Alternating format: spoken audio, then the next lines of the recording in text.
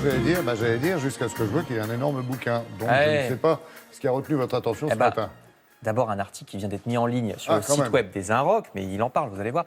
Que faut-il penser du futur épisode de la Guerre des Étoiles, puisque l'épisode 9, autrement dit l'ultime volet de la saga, sera en salle le 18 décembre. L'article essaye donc de savoir ce qui va se passer. Je vous renvoie aux Inrocks, vous jugerez pour vous-même. Mais pour l'instant, on peut calmer notre impatience avec un livre dont ont aussi bien parlé Télérama, l'Obs que le site web de France Info et j'en passe. Un énorme album. Je pèse mes mots.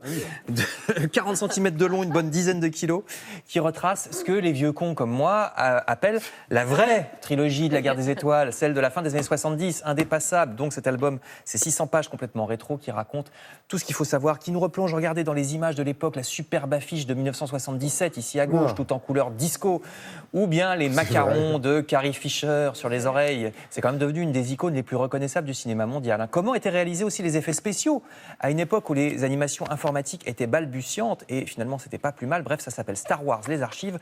Préparez un sac bien solide pour le ramener de chez votre libraire parce qu'il pèse son poids. C'est aux éditions Taschen. Alors j'adore on dirait ce truc-là. Un catalogue de... comment ? Faut l'offrir à Donald Trump. Mais non, parce que lui, il réécrit un nouvel épisode, lui, en ce regardez moment. ça, qu'est-ce que c'est ? C'est la tranchée où il y a, vous savez, l'avion qui fait du rasemote. Ouais, exact. C'est génial. Le vaisseau spatial. Le vaisseau spatial, oui, c'est un avion, voilà. Je passe pourtant à un article qui devrait nous inciter à ne pas trop rester le derrière sur notre canapé FUS pour lire cet album. Libération nous apprend que les ados français sont de plus en plus gras. 18% désormais des élèves de 3e sont trop gros, 24% même dans les classes pauvres. Article que je mets en relation avec celui-ci du Figaro, vous allez voir pourquoi. Le Figaro qui nous explique que pour lutter contre la solitude des personnes âgées, il y a désormais des services payants sur Internet ou bien via des applications pour désormais fabriquer un petit journal avec des photos de famille, des petits mots des proches, journal qui est envoyé par la poste à papy ou mamie. Alors pourquoi pas, mais sûrement papy et mamie seraient encore plus contents si on allait les voir. Et on pourrait même peut-être sortir certains de ces papy et mamies qui sont fans de jazz au Festival de la Villette. Eh oui, donc on parlait il y a quelques minutes avec Alex, effectivement, c'est jusqu'au 10. Hein. Exactement, c'est dans le Parisien ou l'Humanité, ça a commencé hier, c'est jusqu'au 10, et il y a des places à partir d'une dizaine d'euros. Vos grands-parents seront peut-être pas forcément intéressés par le hip-hop, quoique, mais le jazz cubain du Buena Vista Social Club, ça marchera.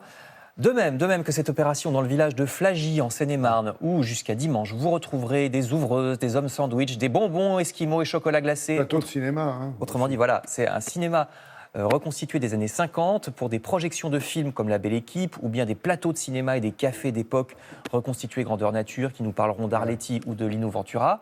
Charlotte nous a conseillé d'y aller. Article dans le Parisien, oui, non, mais je vous confirme que les journaux s'y intéressent. Ce qui m'amène pour terminer, hélas, puisqu'on est dans le cinéma... La disparition de Michel Aumont, grand homme de cinéma et surtout de théâtre. Vous pourrez lire sa biographie dans plusieurs journaux. Ici, par exemple, Le Parisien aujourd'hui en France ou bien Le Figaro, Michel Aumont qui nous a quittés dans la nuit de mercredi à jeudi à l'âge de 82 ans. Homme intelligent et homme délicieux, effectivement. Pétillant.